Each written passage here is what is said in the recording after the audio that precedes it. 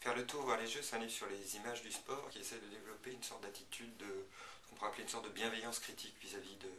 à la fois des images et du sport. Des images au sens où il ne s'agit pas de sémiologie de l'image,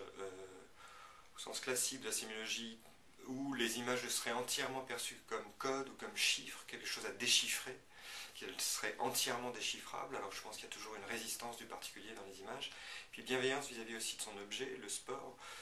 dans l'idée qu'aujourd'hui on parle beaucoup du sport-spectacle comme une mauvaise notion,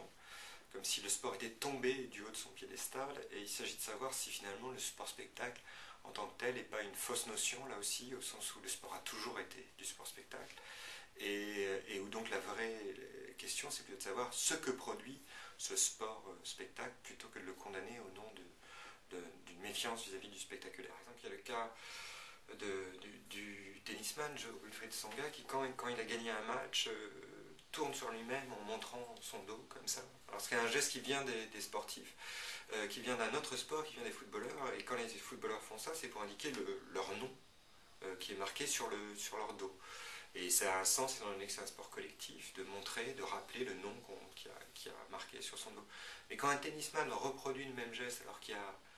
qu'on est dans le cadre d'un sport individuel et qu'il n'y a aucun nom dans son dos, qu'est-ce que ça devient ce geste, quoi. Et pourtant les gens le voient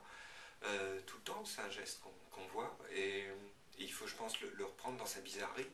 c'est-à-dire c'est quoi tout d'un coup cette vanité contemporaine que de montrer un grand vide derrière soi.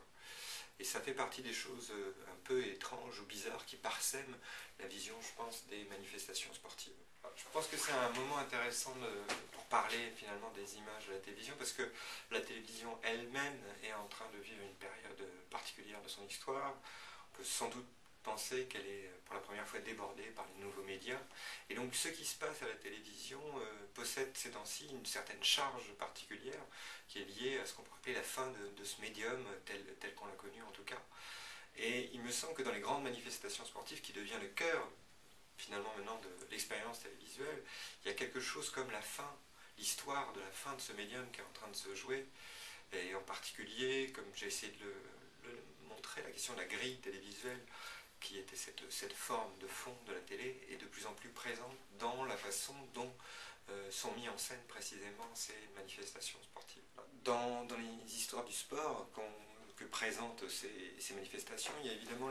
les grands récits qu'on nous présente comme les récits principaux, le retour de Lance Armstrong ou le triomphe annoncé de Michael Phelps, mais